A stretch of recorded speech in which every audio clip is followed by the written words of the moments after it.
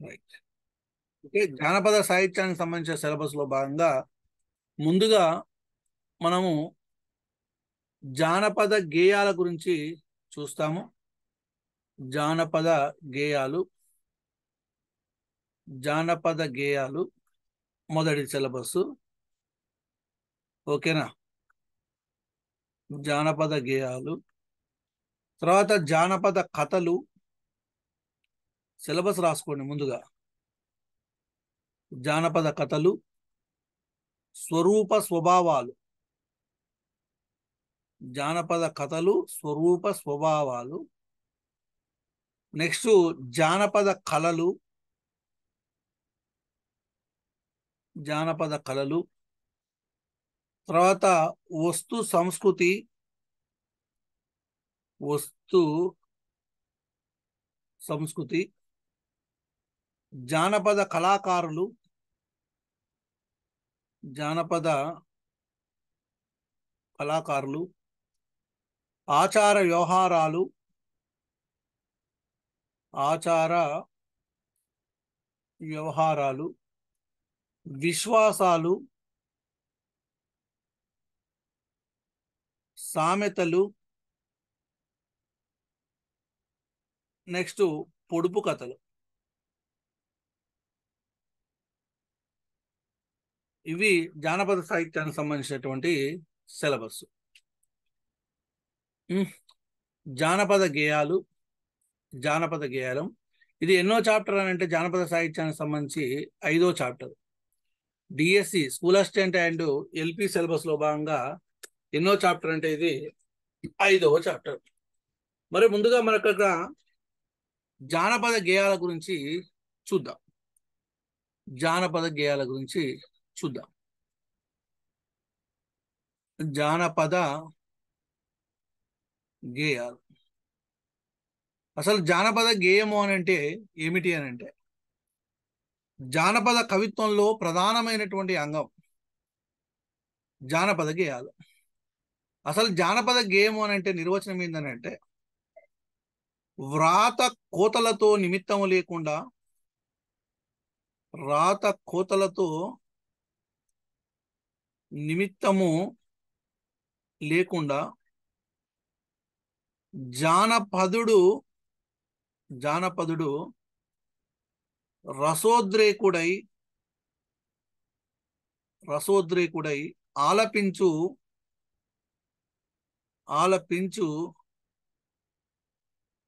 నిర్భర భావగీతమే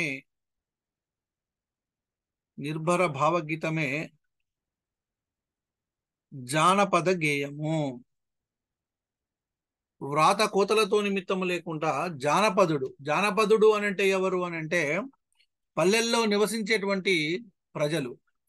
రసోద్రేకుడై అంటే లోపల ఉన్నటువంటి రసము ఉద్రేకమై ఆలపించు నిర్భర భావగీతమే ఏమిటి అని అంటే జానపద గేయం. జానపద గేయము అని అంటే కేవలము పల్లె ప్రజలు పాడుకునేటువంటి గేయాలే జానపద గేయాలు. కేవలము పల్లె ప్రజలు పాడుకునేటువంటి గేయాలే జానపద గేయాలు. సంగీత సాహిత్యాలతో కూడిన నిరక్షరాస్యుని భావగీతమే జానపద గేయం. సంగీత సాహిత్యాలతో కూడిన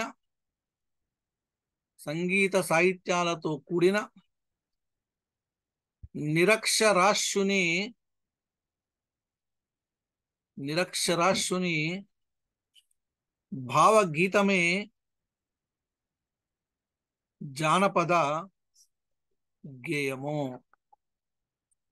సంగీత సాహిత్యాలతో కూడిన నిరక్షరాస్యుని భావగీతమే ఏమిటి అని అంటే జానపద గేయం. ఈ జానపద గేయాలకి ఏమని పేరు అని అంటే పల్లె పదాలు, పల్లె పాటలు,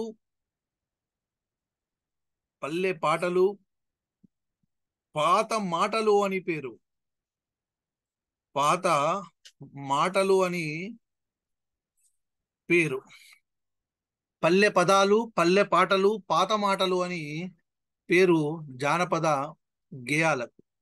ఈ జానపద గేయాలని ఆంగ్లంలో ఏమంటారు అని అంటే ఫోక్ సాంగ్స్ అని అంటారు. ఇది మీకు తెలుసు ముచ్చట.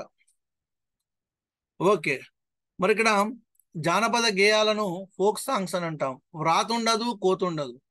అంటే రాత కోతలతో నిమిత్తము లేకుండా జానపదుడు రసోద్రేకుడై ఆలపించేటువంటి నిర్భర భావగీతమే ఏమిటి అని అంటే జానపద గేయం.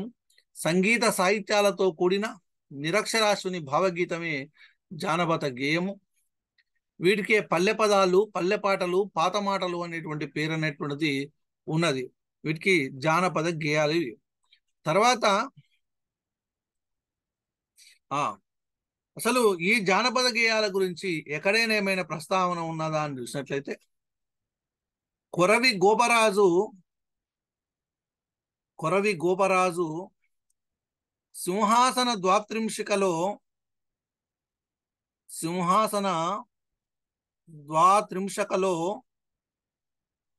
కొరవి గోపరాజు సింహాసన ద్వాత్రింశికలో వెన్నెలగుడి పాటలను పేర్కొన్నాడు.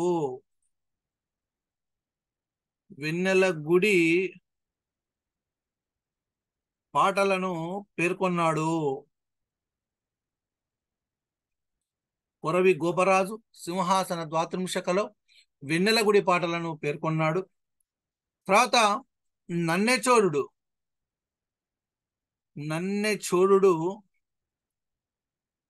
కుమార సంభవంలో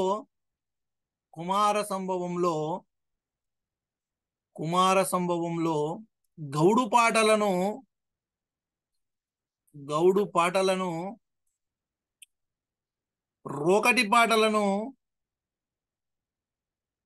రోకటి పాటలను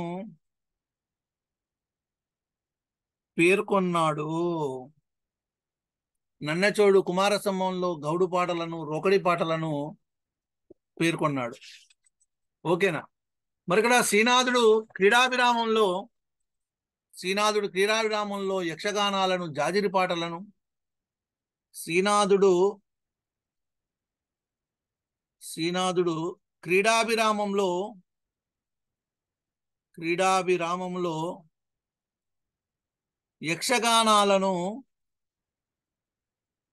యక్షగానాలను, జాజిరి పాటలను,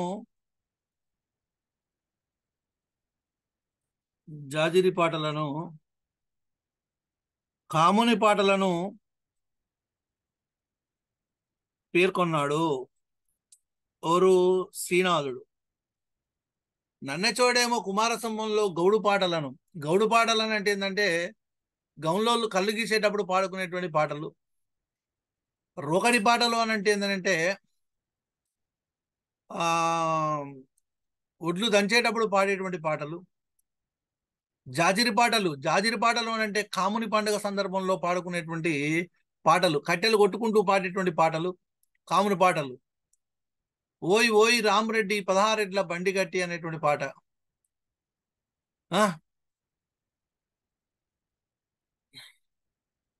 ఓయ్ ఓయ్ రామరెడ్డి 16 ఎడ్ల బండి గట్టి అనేటో పాట ఉంటది.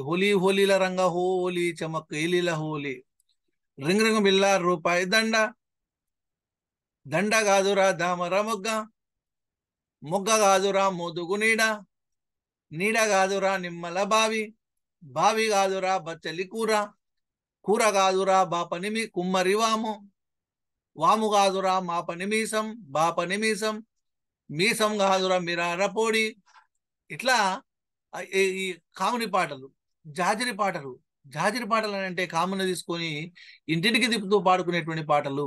కాముడొచ్చిండో వలలో కందులయ్యండి వలలో, భీముడొచ్చిండో వలలో బియ్యామయ్యండి వలలో, కామయ్యో కాముడొచ్చిండు కానుగోరిలో 7 మేడాలు. సో కామయ్యో కాముడొచ్చిండు కానుగోరిలో 7 మేడాలు. ఎక్సలెంట్ సాహిత్యం అండి అసలు. ఇది జానపదుల యొక్క గొప్ప సాహిత్యం. జానపదుల యొక్క సంపద అని చెప్పొచ్చు, జానపదులు సమీకరించుకున్నటువంటి సంపద అని చెప్పొచ్చు, జానపదులు కూడబోసుకున్నటువంటి సంపద అని చెప్పొచ్చు. ఓకేనా? ఇది శ్రీనాథుడికి సంబంధించి క్రీడాభిరామంలో యక్షగానాలను, జాజిరి పాటలను, కాముని పాటలను పేర్కొనడము జరిగింది. తర్వాత జానపద గేయం అంటే ఎట్లా ఉంటుంది, జానపద గేయం యొక్క లక్షణాలు ఏంటి ఒకసారి చూద్దాం. జానపద గేయము లక్షణాలు. జానపద గేయము లక్షణాలు. ఈ జానపద గేయం యొక్క లక్షణాలు: 1 అజ్ఞాత కర్తృత్వము, అజ్ఞాత కర్తృత్వం. 2 అవిదిత కాల నిర్ణయము.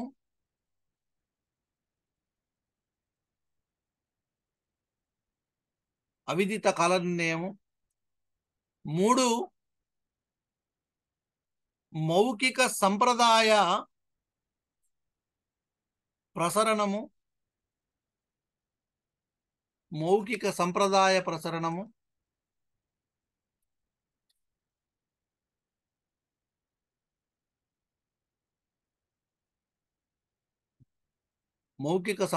ప్రసరణము.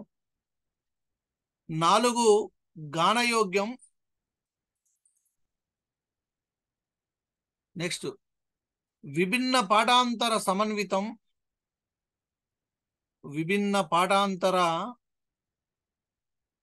సమన్వితం. ఆశు రచన.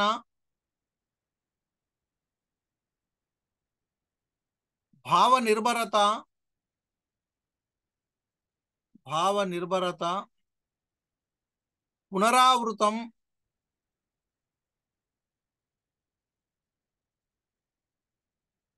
కథారహితం.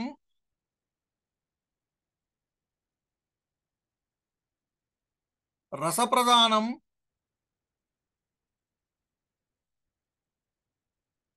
సార్వజనీనం.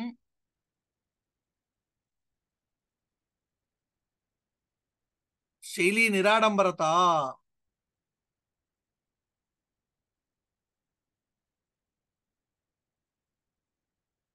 అజ్ఞాత కర్తృత్వము, అవిదిత కలన్యము, మౌఖిక సంప్రదాయ ప్రసరణము, గానయోగ్యము, విభిన్న పాఠాంతర సమన్వితము, ఆశురచన, భావనిర్భరత, పునరావృతము, కథారహితం, రసప్రధానము, సార్వజనీనము, శైలి నిరాడంబత. ఇవి జానపద గేయం యొక్క లక్షణాలు. అంటే జానపద గేయానికి ఉండవలసినటువంటి లక్షణాలు. మరి ఒక్కొక్క దాని గురించి చూద్దాం ఇప్పుడు. అజ్ఞాత కర్తృత్వం, అవిదిత కాలనిర్ణయము, మౌఖిక సంప్రదాయ ప్రసరణము, గానయోగ్యం, విభిన్న పాఠాంతర సమన్వితము, ఆశురచన, భావనిర్భరత, పునరావృతము, కథారహితం, రసప్రధానము, సార్వజనీనము, శైలి నిరాడంబరత. ఇక ఒక్కొక్క దాని గురించి చూద్దాం. అందులో ఫస్ట్ వన్ అజ్ఞాత కర్తృత్వము. అజ్ఞాత కర్తృత్వము. రైట్. అజ్ఞాత కర్తృత్వం విషయానికి వచ్చినట్లయితే, అజ్ఞాత కర్తృత్వం అని అంటే ఎవరో తెలియదు. అజ్ఞాత కవి అని అన్నట్టు. మొన్న జైల్లో ఒక బిట్టిచ్చిండు. బండి వెనక బండి కట్టి 16 బండ్లు కట్టి ఏ బండిలో పోతావు కొడుకో ప్రతాపరెడ్డి అని అన్నాడు. యాక్చువల్గా ఆ పాట పల్లవి తీసుకొని రాసినటువంటి వ్యక్తి బండి యాదగిరి. కానీ ఆప్షన్స్లలో బండి యాదగిరి ఇవ్వలేదట. బండి యాదగిరి ఇవ్వకపోతే మరి ఆప్షన్స్ ఇంకేమున్నది? ఇంకా అజ్ఞాత కవి ఇచ్చాడట. మరి అజ్ఞాత కవి జానపద గేయం కాబట్టి ఆ జానపద గేయాన్ని రాసినటువంటి వ్యక్తి ఎవరు అనంటే అజ్ఞాత కవి. అజ్ఞాత కర్తృత్వం. పుట్టుకతో ఇవి వైయుక్తికాలు. అంటే పుట్టుకతో ఇవి వైయుక్తికాలు అని అంటే ఎట్లా చెప్తున్నావు అని అంటే, పుట్టుకతో ఇవి ఒక వ్యక్తి నుంచే పుడతాయి. తరతరాలుగా ఒక వ్యక్తి నుంచి మరొక వ్యక్తికి అందింపబడడం వల్ల జానపద గేయాలు సమిష్టి సంపదలు అయ్యాయి. పుట్టుకతో ఇవి వైయుక్తికాలు అయినా ఒక తరము నుండి మరొక తరానికి అందింపబడడం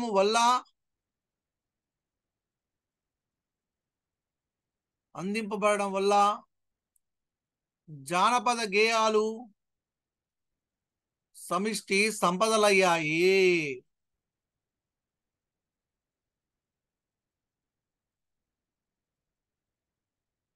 సమిష్టి సంపదలు అయ్యాయి.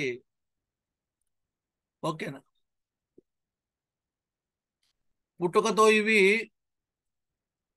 వైయక్తికాలు అయినా ఒక తరం నుండి మరొక తరానికి అందింపడం వల్ల జానపద గేయాల సమిష్టి పదం. అంటే జానపద గేయాలను ఎవరు రాసిరు అని అంటే జానపదులు అందరూ రాసిరు అని చెప్పొచ్చు. ఇప్పుడు ఒక పాట ఉంటుంది, మదన సుందారి ఈ మదన సుందారి, మదన సుందారి ఈ మదన సుందారి, ఈ అలిగి కూసున్నది అరుగుల్ల మీనో మదన సుందారి, నారే నన్నారే నారే నన్నారే, నారే నన్నారే నన్నారే నన్నో నారే నన్నారే అన్నాం. ఇది మరి గద్దర్ రాసిండు ఈ పాట? రాయలే. గద్దర్ రాయలే, తప్పది.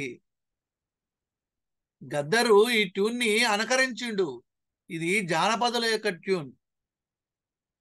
మదనాసుందారి మదనాసుందారి అనేటువంటి పాటని గద్దర్ ఏం రాయలే. ఆ మదనాసుందారి మదనాసుందారి అనే జానపదులు పాడుకున్నటువంటి పల్లవిని తీసుకొని వచ్చి అందులో పెట్టుకొని ఆయన వేరే విధంగా రాసిండు. ఎట్లా రాసిండనంటే, మదనా సుందారి మదనా సుందారి, సందేడు కురులాది జమిడి పాపడదో మదనా సుందారి, నారే నన్నారే నారే నన్నారే, నారే నన్నారే నన్నారే నన్నో నారే నన్నారే. ఇట్లా ఇప్పుడు ఏదైనా ఒక జానపద గేయం ఏది తీసుకున్నా కానీ, ఏ జానపద గేయం తీసుకున్నా కానీ అది సమిష్టి సంపద. అక్కేతామాలి బిడ్డ పూలే రాబోతే ఇలమే రాయే నీ కొడుకు, కొంగులే పట్టే ఇలమే రాయే నీ కొడుకు, తాడి చెట్టో కాటైనా తలలే రెండైనా తన వారు ఎందరున్నా, తల్లి సాటి రారు తన వారు ఎందరున్నా, తాటి చెట్టు ఒకటైనా తలలే రెండైనా తన వాళ్ళు ఎంతమంది ఉన్నా తల్లికి సాటి రారు. ఇదో జానపద గేయం చూడండి. ముదుగు చెట్టు ఒకటైనా మొదలే రెండైనా మగవారు ఎందరున్నా, మొగని సాటి రారు మగవారు ఎందరున్నా, అరటి చెట్టు ఒకటైనా అగులే రెండైనా అడివాళ్ళు ఎందరున్నా, ఆలి సాటి రారు అడివాళ్ళు ఎందరున్నా, ఆడవాళ్ళు ఎంతమంది ఉన్నా కానీ ఆలికి సాటి రారు. తన వాళ్ళు ఎంతమంది ఉన్నా తల్లికి సాటి కారు, మగవాళ్ళు ఎంతమంది ఉన్నా మొగనికి సాటి రారు. ఇది చూడండి ఎంత గొప్ప అర్థం ఉంది, ఇది ఎంత అంతరార్థం ఉంది చూడండి. ఇది జానపద గేయము. ఫస్ట్ ఒకరి నోటి నుంచి ఉడుతుంది, ఏదో శ్రమ చేసుకుంటా ఏదో పని చేసుకుంటూ వేరే రకమైనటువంటి ఏదో చేసుకుంటూ ఏదో కుని రాగం తీస్తాడు. ఆ కుని రాగం నుంచి వెలువడ్డటువంటిది జానపద గేయము. అర్థమవుతుందా? అంటే ఇక్కడ జానపద గేయాలను ఎవరు రాసిరు అంటే చెప్పలేం, ఎవరు రాసిరో చెప్పలేం.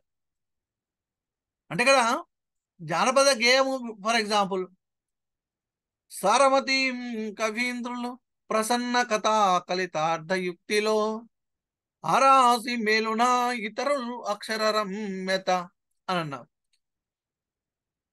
ఈ పద్యాన్ని రాసింది ఎవరు చెప్పండి?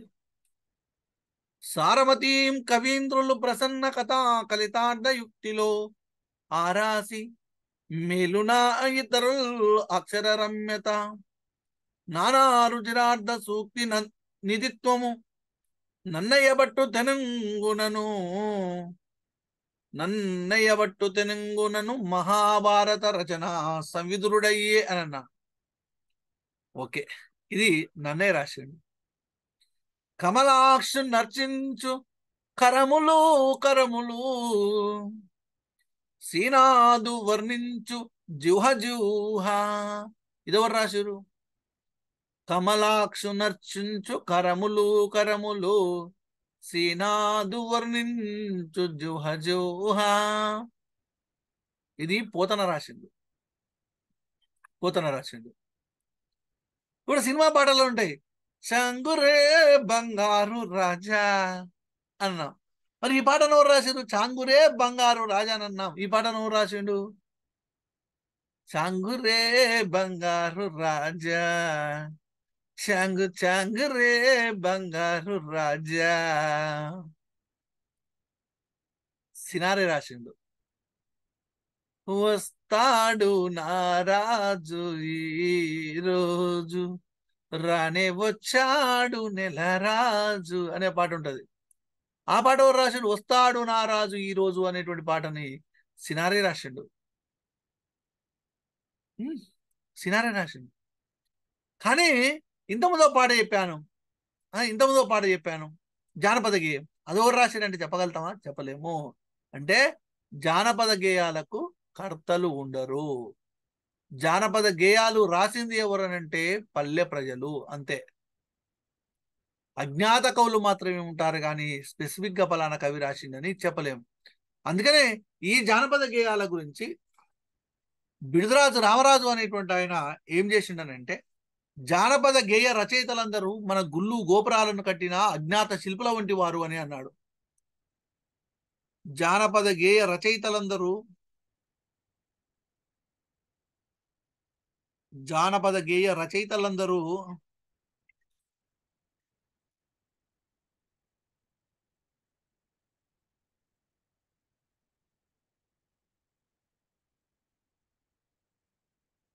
జానపద గేయ రచయితలందరూ జానపద గేయ రచయితలందరూ మన గుళ్ళు గోపురాలను కట్టిన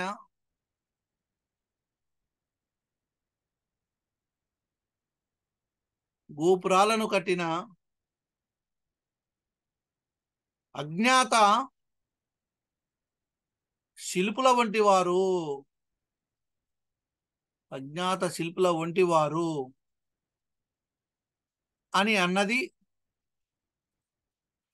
ఎవరు అనంటే బిడుదురాజు రామరాజు.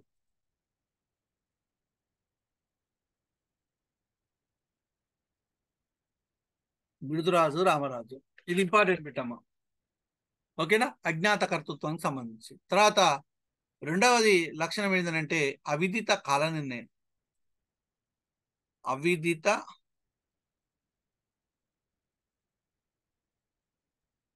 కాల నిర్ణయం.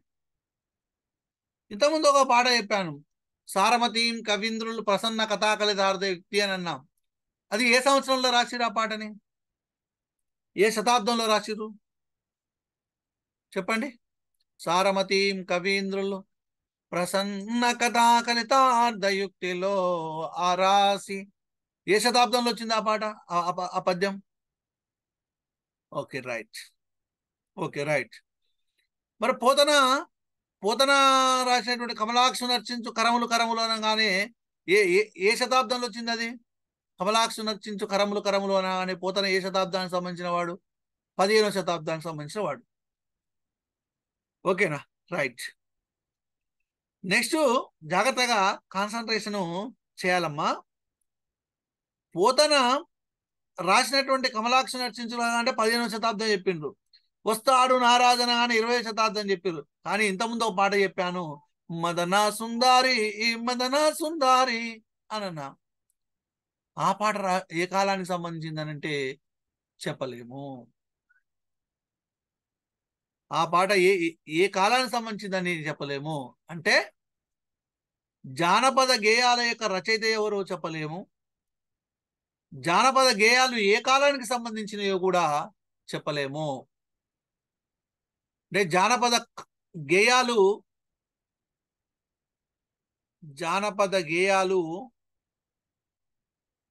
జానపద గేయాలు ఏ కాలము నాటివో చెప్పలేము.